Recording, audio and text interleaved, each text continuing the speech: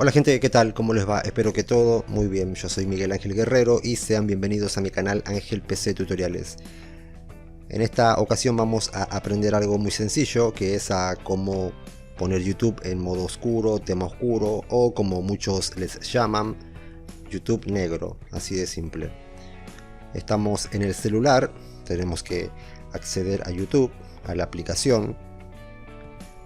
Mientras tanto quiero pedirles que se suscriban, que activen la campanita, déjenme su like, su comentario, compartan este video. Y si quieren aprender más cosas sobre YouTube, aquí les voy a dejar una lista con muchos videos. Bueno, una vez estemos en la página principal de YouTube, en la pantalla principal, pulsamos en nuestra foto de perfil de arriba a la derecha, aquí. Ahora bajamos un poquito, aquí está, configuración, entramos ahí. Una vez aquí en configuración, entramos en la primera opción, en general, entramos ahí. Y aquí tienen, miren, tema oscuro, reduce los reflejos y mejora la visualización nocturna.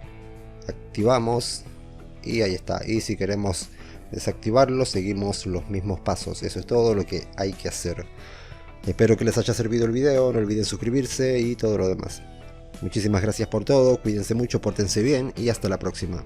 Chao.